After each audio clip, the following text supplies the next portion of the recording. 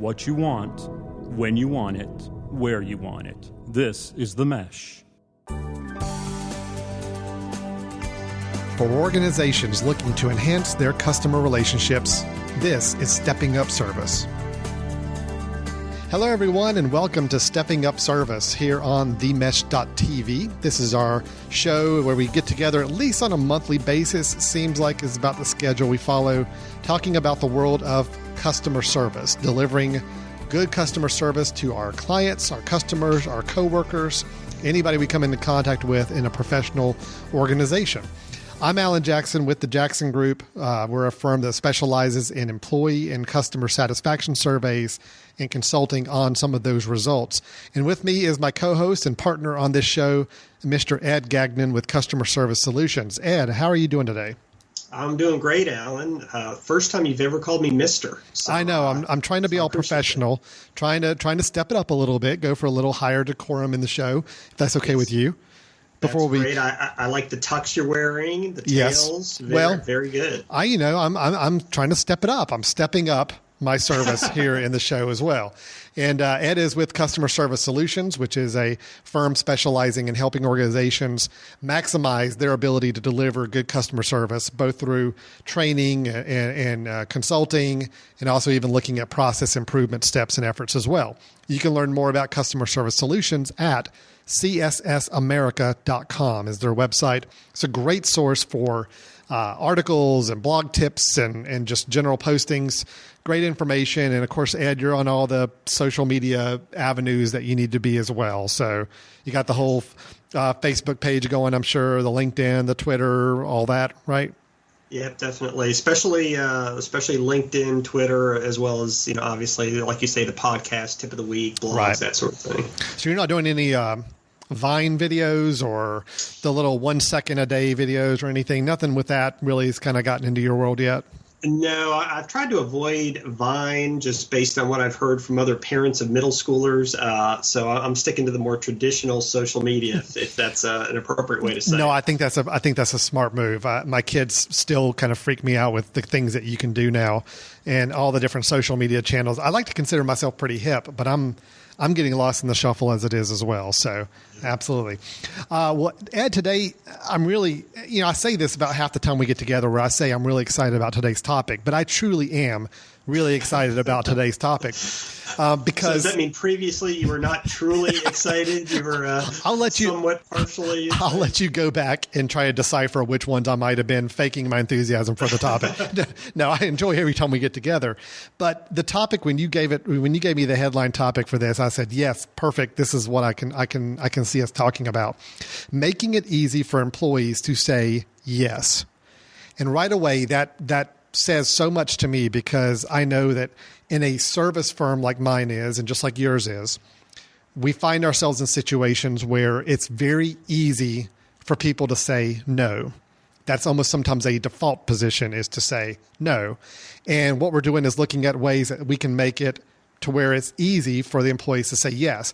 I'm really anxious to hear your thoughts and ideas on how we make this happen, because it is a challenge. I know right offhand it's a challenge to beat down that no mentality that sometimes we get stuck in when trying to serve a client, and we're finding it very difficult or impossible to do so.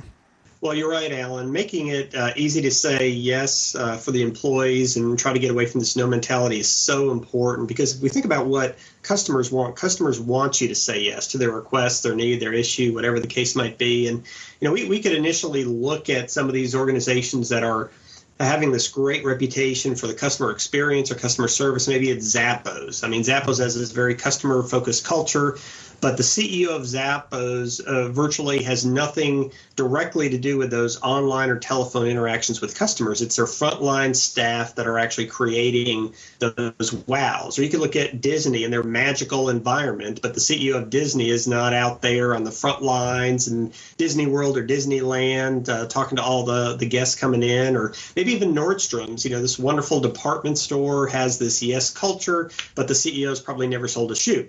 So when you start thinking about how do we get it to the point where our employees can say yes, it is so important for them to have that mentality, them to feel empowered and enabled to provide that. So we're going to talk a little bit about how can we get employees this environment, this culture where it's very easy for them to say yes, to create the wow, to deal with that complaint and address those different issues that the customers are bringing to them. Well, Ed, I'm really looking forward to this, and I'm glad you set it up that way, because when we hear the idea of trying to get people to say yes, I mean, sometimes I run into resistance from people who say, well, you've got customers and clients, and sometimes they're asking things that are just unreasonable, or sometimes it's going to be a lot more extra work to get to a yes. And why not just say no? Why not try to be realistic? And why not try to be very, very straightforward with our clients and say, you know what? No, we can't do that, or we're not going to do that type of thing. But it's just, I think what you're talking about is this more of a culture where employees feel empowered to say yes, not to say that they're going to say yes to everything that comes down the pike, but feeling like every obstacle is out of their way to give them the clearest path to that yes answer. Yeah, and that's exactly right. And I know some of the employees are thinking, well, sometimes you have to say no. And oftentimes no is the correct, accurate answer, but is it helpful? And in customer service, you want to be helpful. And like you were talking about, when you have to enable employees to say yes by removing some of the obstacles, that's what we're going to talk about today. How do we avoid some of those don'ts and enable employees by doing certain things that help to strip away obstacles, strip away those roadblocks to enabling them to say yes to the customer. So we're going to go over 4 different things that leadership can do in order to enable their employees to say yes to the customer. Perfect. Great. Well, let's jump right into it then. Sounds good. What's the first item that we can do? Well, the first thing is when you think about trying to get your employees to feel comfortable saying yes, is you have to make your goals clear. You have to be very clear on what your goals are as an organization, what your mission or purpose is, what your vision is. Ensure that those goals obviously include some benefit to the customer. So if you're very clear in what the goals are, what the direction is, then employees, when they're making decisions, which oftentimes is when they're having to say yes or no, they're making a decision, they're much more comfortable in saying yes if they realize this is going to actually help our organization move toward its goal. They can be more decisive. They can be a little bit stronger and more comfortable in saying yes. Well, let me go ahead and give you this example, Alan, and we'll use a soccer example. I know that we just had the World Cup, and the object in any kind of soccer match is to actually score a goal. It's to actually score more than the other club when you're in any kind of a team competition. But let's say, for example, that we set up soccer like this. Instead of the rectangular field, it was just a giant round circle. Mm-hmm. There were 15 players. Everybody could just wear whatever they wanted to wear. Mm-hmm. There were no goals. There were no lines on the field. We just rolled out 2 or 3 balls, and we said, have at it. So more like rugby. Isn't that how rugby is a little bit? Potentially, but in rugby even you have a goal line. Oh, that's true. Yeah, you have right. Yeah, 2 teams with their outfits. You have only 1 ball instead of 2 or 3. So to some extent, yes, it's kind of like rugby. But let's say you just had it set up like this. 15 people, they're put on a field. You throw out 2 or 3 balls, circular field, no lines, no goals. What do you think would start happening when you started observing that field? It just seems like it would kind of devolve into chaos. I mean, I don't know if you would really know quite what to go, what to do. You're kind of just fumbling. You think you need to get the ball, but then what do you do with the ball when you get it? So yeah, it would be it would be a little odd. Yeah, there's ambiguity. There's standing around. There's confusion. There's no coordination. Maybe you kick the ball for the sake of kicking. If these were young kids, they'd probably be doing cartwheels, in the field. Some laying down, taking a nap. So where you have ambiguity, you don't have goals. You don't have people being decisive. They don't know how to work together in a coordinated fashion. They don't know what the goal is. They're just kind of floundering. And the same thing can be said for any kind of organization. If you can set a clear goal, clear direction, clear roles, everybody knows what the objective is, it's a lot easier for them to make a decision and to go with whatever that decision is. I see. So putting it back into a customer service situation, somebody's faced with a situation where they're talking with a client or a customer and they're being asked a question. When you don't have that clarity of what the organization's goals are and what you're there to do and provide to your clients with the clear certainty, sometimes the easiest default answer is to go back to the no. Exactly. Okay. Or go back to the supervisor, or I'm sorry, I don't know, or I can't help you with that, or it's not in my policy book. So where you have ambiguity, you have uncertain employees, you have indecisiveness. And when you have all those different qualities going on, then you have people who are much more willing to say no because they're afraid to make the bad decision by saying yes. They feel like if they say yes and they were wrong because they weren't clear on what they're supposed to do, that's going to probably lead to some sort of trouble for them inside the organization. So I get it. I get it. Right. It makes it simple. You got to have those goals really clear. So I get it. Very, very good point. All right. What's another point for us? Well, the second deals with policies and procedures, and you want to make sure that you have policies and procedures, obviously, but you don't want them to be so prescriptive that there's no wiggle room. There's no room for change or maybe a different direction based on a unique circumstance. When you do have policies, you want to make sure you're creating them such that they align with the organizational goals. When you have procedures, that's fine to have procedures, but you don't want to make sure that they're going to restrict you from achieving the organizational goals. And one of the organizations that I brought up early on that really has that reputation for having that yes kind of culture is Nordstrom's. And out of their policy manual, I pulled this information. Their policy manual says, "We are glad to have you with our company. Our number one goal is to provide outstanding service. Nordstrom's number one rule is use your good judgment in all situations, and there will be no additional rules." Wow. So if you hear something like that from a policy perspective, what does that restrict you from doing? Or what does that enable you to do? What are some of the things that pop to mind, Alan? I mean, it enables you to do a lot, but it also means that I think the organization put in a really good effort to make sure they're hiring the right people, the people who are going to exhibit their best judgment as well. But, if a client has an issue, it basically says if you feel it's right to do A, B, and C to help rectify that situation, then you are within your right to do so. And nobody can come back to you and say, why did you do that for? Right? Exactly. Yeah. Yes. Especially when they say in the policy, our one goal is to provide outstanding service. So, okay, I'm getting ready to make this decision. Before I make this decision, even though there's not a policy or procedure telling me I should or I shouldn't, is this going to enable me to provide outstanding service to this client? If yes, I can feel very confident. I can be decisive. I can say yes. If not, then I can be very confident in saying, unfortunately, I can't do that, but what I can do is. But in this case, you can feel more empowered to say yes if you know what those overarching goals are, but yet you're not so restricted by policy, not so restricted by procedure that you're having to make sure that every method that you use to achieve that goal is done in the perfect manner. I see.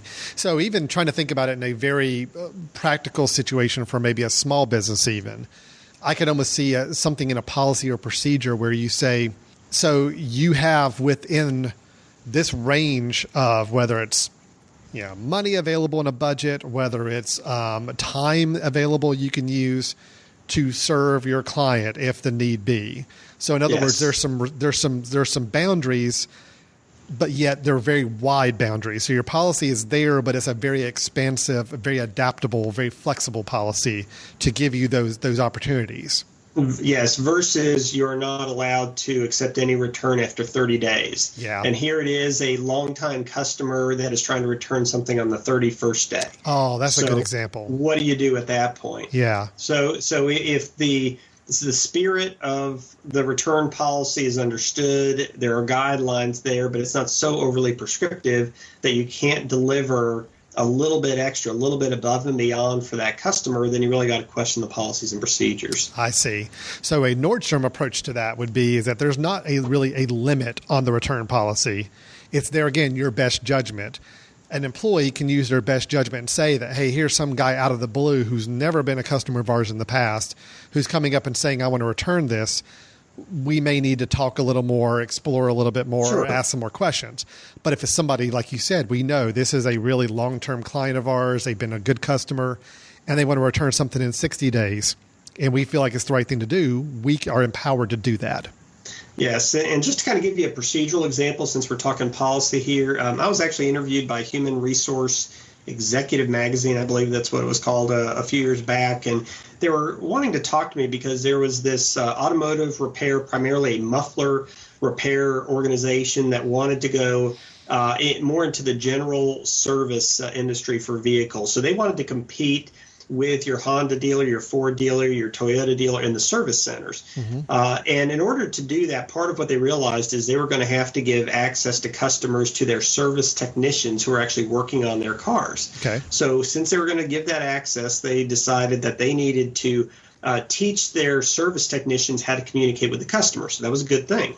But the way they ended up teaching them is they gave them very detailed, specific scripts. And they taught them when the customer asks this specific question, this is your specific response. Right. They went through all this training. They ended up launching this program, and it was an utter failure. Sure. And it was because, granted, the employees knew the script, but the customer didn't. And if the customer was asking about something that was a little bit deviating from the script, the employee didn't know how to handle it because they hadn't been taught how to think on their own, how to deal with the situation in broader terms to accomplish organizational goals. And in essence, basically, the procedures were too restrictive, and that yes mentality wasn't there. It didn't trust the employee's judgment, which is what the Nordstrom example did. It instead tried to force them down a path, which I'm sorry, you just cannot predict every customer situation you're going to have and have a perfect flow chart of every example and question that you got to give. So, yeah. That's right. So by definition, policies and procedures are restrictions on actions. So every additional restriction is an additional reason for staff to say no. Wow. So just got to be careful about the procedures, the policies, making sure they facilitate the yes instead of restrict us into too many no's. Great. Well, perfect. It's all making perfect sense so far, making those goals clear. And then alongside that is your policies and procedures that the employees are aware of and making sure they're not so restrictive that they're actually forcing your employees to go down that no path a lot quicker and easier. So definitely. Well, Ed, if it's okay with you, let's take a quick little break. We'll come back and we'll hit the other two items you said you had to share with us on some ideas for helping it making it easy for employees to say yes in situations as opposed to no. Look forward to hearing the next two. We'll be back with Stepping Up Service here in just a moment. We'll get back to your show in a moment. Just a reminder, you're listening to The Mesh, an online media network of shows and programs ranging from business to arts, sports to entertainment, music to community. All programs are available on the website as well as through iTunes and YouTube. Find out more at themesh.tv and give us feedback on what you like. And now, as promised, back to your show. Hello again, and welcome back to Stepping Up Service here on themesh.tv. You are listening to the show through the Mesh Network. Themesh.tv is our website where we have several different online shows, or called podcasts, if you're familiar with that term, ongoing shows that we have in a variety of topics ranging from business to education, music to film reviews, sports and discussion, a lot of different opportunities to download episodes for free of topics you're interested in and subscribing to those shows to make sure you never miss a future episode.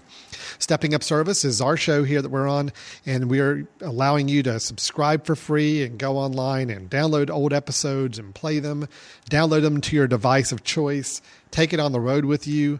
We're a great companion on trips if you're flying and you need to listen to something on your phone. Ed and I love flying. We love joining you on your trip. So take us along with you. Let us talk to you about customer service even when you're out of the office or out of the home. Ed, we'll jump right back into our topic here in just a moment, making it easy for employees to say yes. We'll get back in here in just a moment. But in general, Ed's with Customer Service Solutions. Again, CSSAmerica.com is the website there. Anything really exciting going on with you these days, Ed? Anything even personal or professional before we jump back into our topic? Yeah, so I had a dental appointment today. So on the personal side, nothing terribly exciting, although that did give me a story for the end of our time together for your today. Good. Well, I've got a story for the end of our discussion as well. And it's also an event that happened to me earlier today that I already tipped you off on before we started recording, which is why I'm in an awesome mood today, because my car did get hit by somebody in a parking lot. So, yes, I will get to share my experience with that as well during our stories at the end of the episode. So now that we've built up the proper amount of suspense for our listeners on what those stories will be later in the episode, let's jump back into our topic. We're making it easy for employees to say yes, trying to make sure that all of the barriers are out of the way for that employee to be able to say yes in as many situations as possible to those customers, clients, or coworkers. Ed, we already talked about the first two, making goals clear, having good policies and procedures in place that do not limit the ability for the employee to say yes. So let's move into our next and final two. What's number 3 for us? Well, these last two, I definitely want to tap your brain a little bit, get your perspective on, because they are leadership oriented. The third is modeling, where management is actually modeling what they expect of others. And it's not just leaders being seen in front of employees saying yes to the customers, but it's leaders treating their employees in this way as well, where the leaders are finding ways to treat staff special, finding ways to say yes to special requests. And put you on the spot, Alan. As a leader of an organization or multiple organizations in and out of the Jackson Group and in the community as well, I'm sure there are times when members of these organizations or your employees are asking for a special request. What's an example of something special, a little bit out of the ordinary that you might receive as a request from an employee? Something out of the ordinary from an employee as a request. Oh boy, that's a really good question. And I off the top, I was thinking if it's something vacation oriented or something work wise, work at home oriented or sure. Okay, good. I got you a couple here. There's we have a couple of employees that have talked to us about some working from home on a different schedule. We have an employee actually who is a great consultant in our team, and she lives a good bit away from our headquarters, our main office here in Hickory, North Carolina, and it's a situation. She's got a young girl at home, especially during the summertime with these darn summer camp schedules that are very chaotic and all. It's a situation where she's come up and asked, hey, is there a way that either I can bring the daughter in or I can work from home to kind of accommodate that? And it's just a request that's been brought up on some different occasions from some different employees. Yeah, and that's one of those situations where if there is something special brought up and they always hear you say no, they always hear the organization turn it down. There's a very structured way where everybody has to be at work, at the same facility, at the exact time. They have to stay until the exact time. There's no wiggle room. Then that's an environment that's being created where no is more frequently heard than yes, where inflexibility is more frequently experienced than flexibility. So the more just within the culture of the organization where the employees experience yes, they hear yes, they feel flexibility, the more likely they are to adopt that as the part of the way they do things, the way they make decisions, and impart that to the customers that they're interacting with. One way I look at it, Ed, is you have a default answer for typical questions or forms. When you fill out something online, sometimes there's a default answer and you have to actually go and manually change it to a different answer. Yes. You take that mentality, and if you make the default answer in the organization no, then it's a harder, more concerted effort, it feels like, to make it a yes. Where if the default answer is a yes, then it's a more intentional thing to actually change that to a no. You kind of make that default answer in the organization a yes.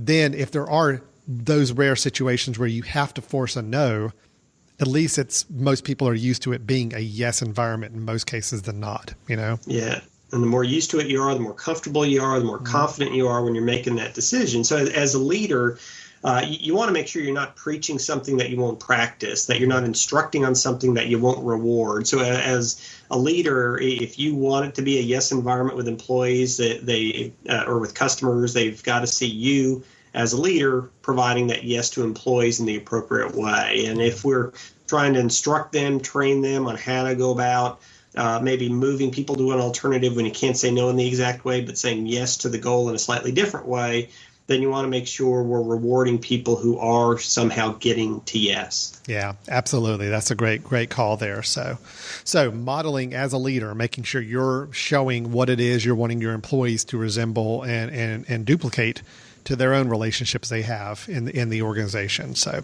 got it. Exactly. Yeah. Okay. So if people are seeing leadership say yes, particularly to the staff themselves, they'll be more likely to know how and when to say it, how to best use their judgment, and how to feel more comfortable in saying yes. And that actually transitions us to the fourth component of trying to get your employees to make it easy on them to say yes. And that's when we get into motivation. Okay. Essentially, you want to reward desired behaviors. You want to reward the out-of-box thinking, that empowered kind of action. I'll tell you a real quick story that I heard a while back, and And this is one of these stories that talks about a leader of an organization who was around at retirement age. He wasn't quite there yet, near retirement age, but he knew in about a year or so he was going to retire. And he wanted to make sure that the culture of the organization, that's very professional, very ethical, very, very well-run organization, was maintained after he was gone. So he brought all of the senior leaders of the organization into a meeting room. And there were about 4 or 5. They were all a good 15, 20 minutes younger than him. And he talked to these executives and he said, in 1 year, I am going to retire. Mm-hmm. And at the end of this year, I'm going to select who is going to be my successor. And then he put a bunch of seeds on the table, literally seeds to grow plants. And he put these seeds on the table in front of these executives. And he said, I'm giving each of you one of these seeds. And whichever one of you grows the most beautiful plant 1 year from now, you'll be the next CEO of this organization. Well, one of the folks in this organization, and we'll call him Kevin, Kevin took this seed and he went back and he found this wonderful dirt, Miracle-Gro, all this great stuff, and asked his wife, who was the gardener in the family, how do we make sure that we set this up to grow this wonderful plant? And she helped him out, and they put it in the sun, and they watered it and gave it all the food, and nothing happened. And week after week and month after month, nothing grew, and they tried everything. And it was getting to the point where he was worried that, he had just basically killed this plant. He had this task to bring in this beautiful plant, and nothing was coming out of it. So a year passed, and the day came, and the CEO met with these 4 young executives. And when Kevin walked into the room, 3 of the executives were already there, and they had these pots of plants sitting on the boardroom table, and they were gorgeous. It was flowers, and it was leaves, and it was 2-3 feet tall. And then here walks in Kevin with a pot full of dirt. Yeah, okay. And the CEO looks at Kevin and said, Kevin, what's going on here? And Kevin said, I tried, I nurtured it, I gave it this food, I gave it the sun, I gave it the water, and nothing happened. And the CEO turned to the other 3 young executives and he said, I want to introduce Kevin to you, our next CEO. Mm-hmm. And everybody went, what are you talking about? Kevin brought in a pot of dirt. We brought in these beautiful plants. Mm-hmm. The CEO said, I boiled all those seeds before I gave them to you. They were all dead. None of them would grow. And Kevin was the only one who actually brought me back the seed that I gave him a year ago. Oh, wow. Huh.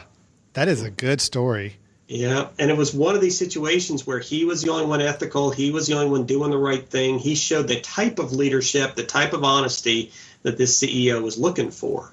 So you got to make sure you're motivating and rewarding the kind of behaviors that you're looking for. Wow, that's a really good story. It actually gave me an idea, and I'm talking to Abigail, who's at our desk right now. I think what I'm going to do is I'm going to say whoever can come help grow my yard and make my lawn look as good as possible in the next several years, I'll consider maybe in the years to come giving them my role in that. So I need some help with my yard. So I think that's Yeah, Abigail said she will totally do that. So that's great. No, but I love the story that you just told, Ed, because what that's basically saying is, he's looking for someone who's modeling that same same mentality that I think he's wanting to make sure everybody else in the organization has. And, if you're motivating your employees to provide this kind of service and to be this kind of person and be this kind of leader in the future, it's only going to spread. I mean, that is only going to spread throughout the organization, but it has to start at the top. Absolutely. So in this case, he was looking for the leader who's professional, did the right thing, ethical. In an organization that wants to get to yes, we have to look for those employees who are making those yes decisions. Now, the yes decisions might not always have the best outcomes. Maybe it's something that might make it a little bit more difficult internally in the organization to fulfill this need. But if they're making the effort, they're doing the right thing for the right reason, as opposed to just saying no for the sake of no. If they're rewarding those yeses, rewarding those attempts to do things that are going to help the organization move toward its organizational goals, to mirror what they've seen in their bosses, then we have to reward the yes to begin creating that culture of yes. Yeah, great. I really do like that. And this is, again, so something I was really emotionally attached to talking about today, because nothing discourages me more than organizations that default to that no position. And we see so many of those. I mean, I think we've talked about a lot of them in some of our examples and stories in past episodes, where we run into these organizations where you could just tell that employee has been developed and taught that your default answer is no. Yes. And only in certain rare situations do you say yes. Yes. And we see them. You know them as soon as you get them on the phone, as soon as you walk in the door sometimes. You can just tell when you're in those organizations. And I think the more we can get our employees to know that it's okay to say yes, and actually we want you to say yes. You need to say yes. By saying yes, we actually achieve our goals quicker, easier, and better. It's such an important message to share. Yeah, I totally agree. So how do you make it easy to say yes to the customer? You got to make very clear goals. You got to make sure that your policies and procedures aren't so restrictive that you're driving your employees toward the no.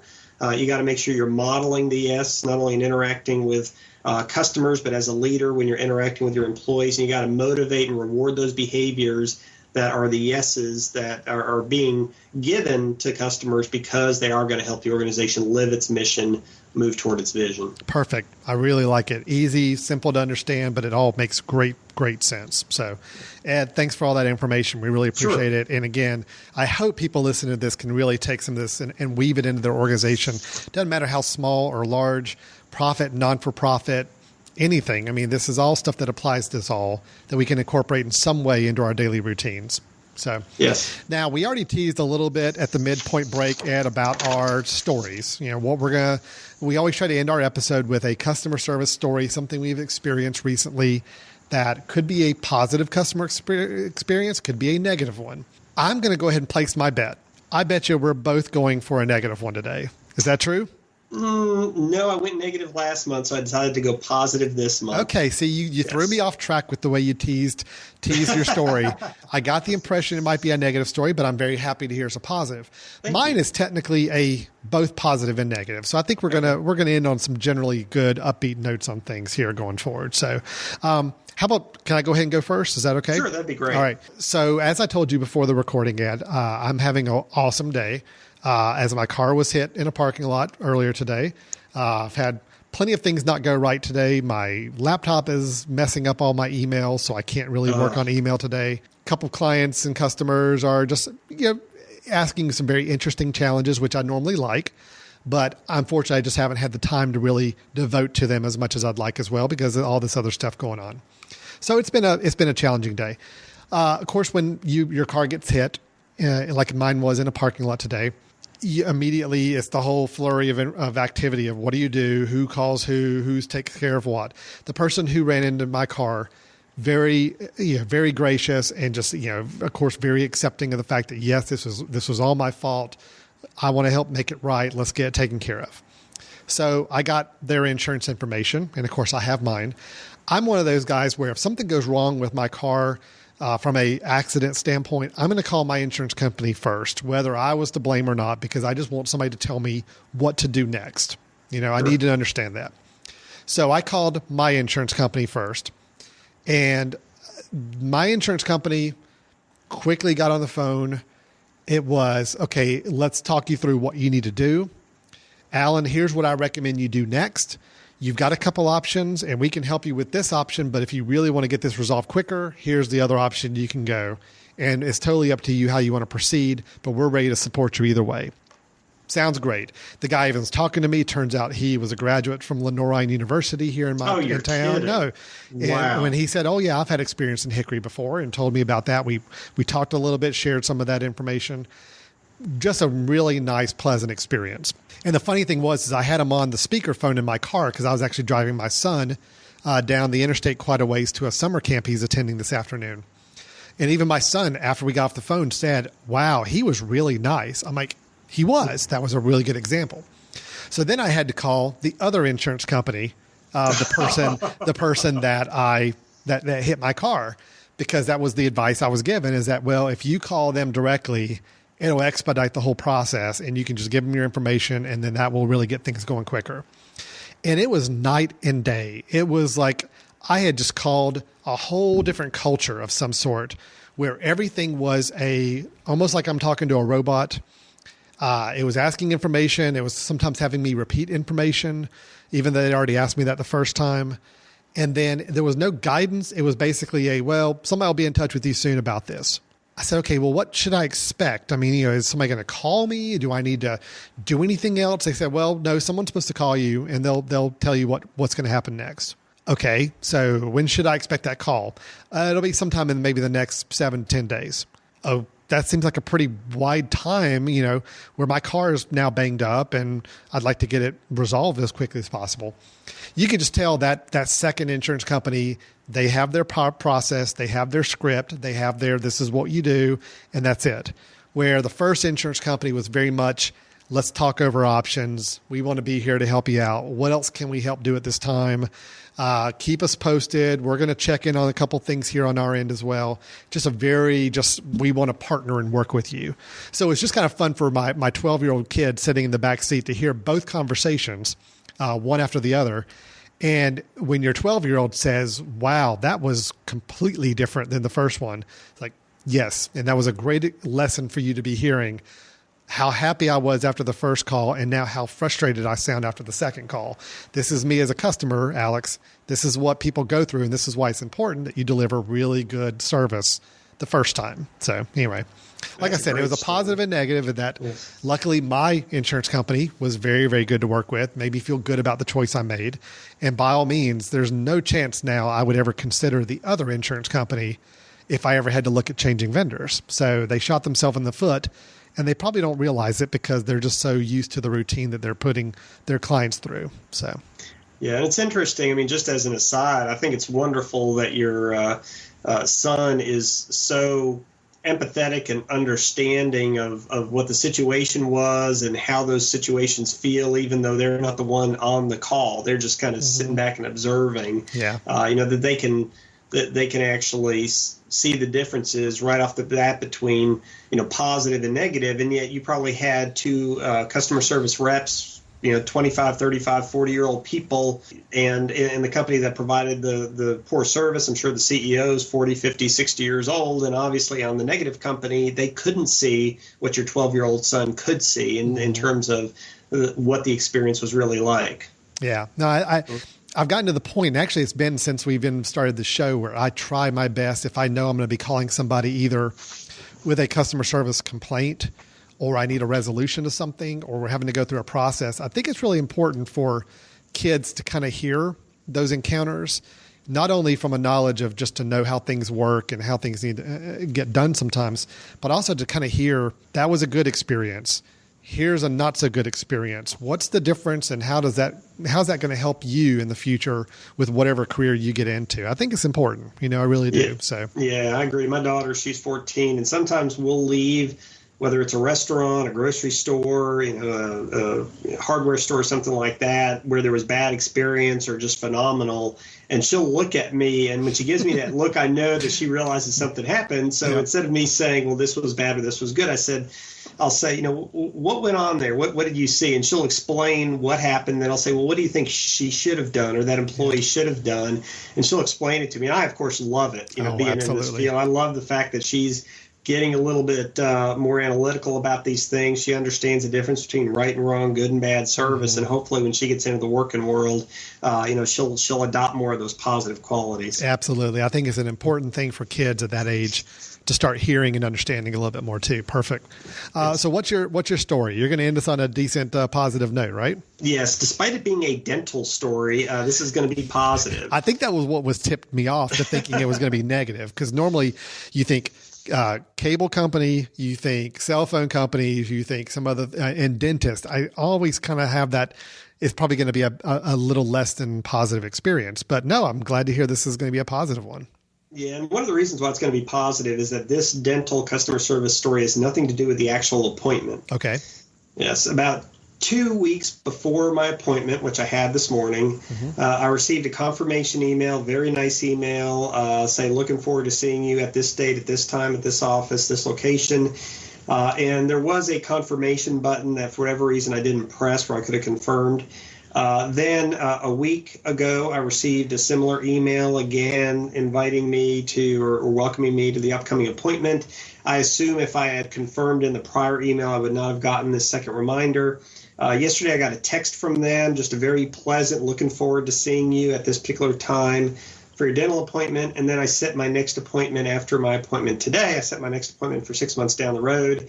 I not only got a card with the date and time listed on it as I was walking away. But when I got back to my office about an hour later, I got an email just reiterating that appointment. So the crux of this particular story is that sometimes the best customer service doesn't necessarily require us to be face-to-face on the phone with an employee. Sometimes it is those touch points that occur between the interaction so that the relationship doesn't go stale, so that the customer's expectations are very clear, just as you were complaining that second insurance company wasn't clear on their expectations.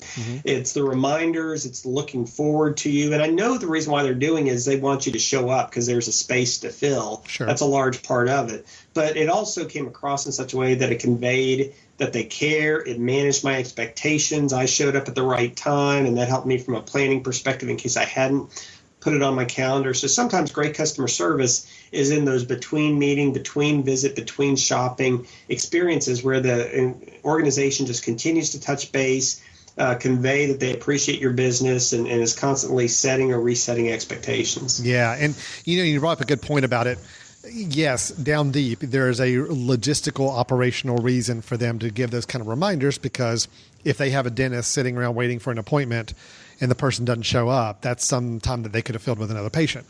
However, I think it's important that to extend on that, because in so many cases, delivering that great customer service by doing things like reminders and taking one extra to-do item off of your customer's list where they don't have to go and remind themselves about it or make their own reminders, you're going to provide it for them. Yes, it may be something you're doing to help your bottom line a little bit more, but it's also helping the customer too, because if you missed an appointment or you didn't set yourself a reminder, and then all of a sudden you got to call and make it up, and now you've got to reschedule and you got to throw things off a little bit more, it is impacting you as well as a customer. So I think it's a two-way street. Some of the best customer service ideas are ones that affect and positively impact both sides to get stronger. So I think that's a good example of one. So happy to end on a positive. I think last month it was negative. We want to end on the warm and fuzzies. So glad we could end that way. Yeah, and other than you bringing up the World Cup, overall we stayed pretty positive without dipping in any kind of, to me, sports stories. We had plenty we could have covered. I'm still a little frustrated with my boy PJ Hairston, and I don't claim him as a Tar Heel anymore. He is on his own. He is a grown adult. He is out there making his own decisions. Of course, he got drafted by he got traded to the Hornets after getting drafted, and I think that was going to be a good move. Now I think everybody's starting to kind of wonder if that really was a good move or not. Yes. So we got LeBron going back to Cleveland. So a lot of sports news that I kind of process and digest here going into the weekend. So, well, the good news is you have sports podcasts, correct? Yes, we do.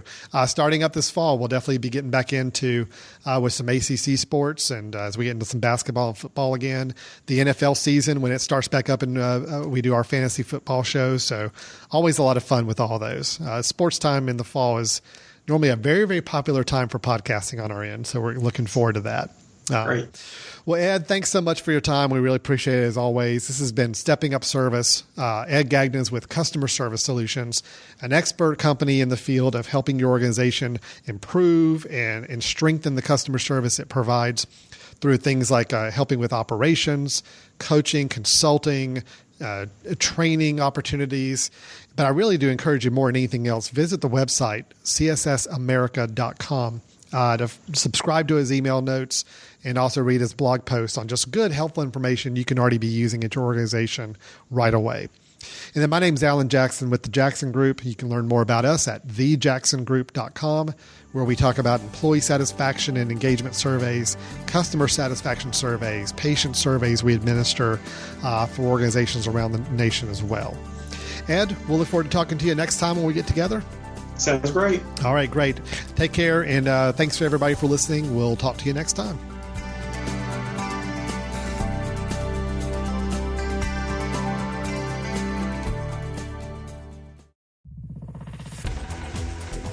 You've been listening to The Mesh, an online media network of shows and programs ranging from business to arts, sports to entertainment, music to community. All programs are available on the website as well as through iTunes and YouTube.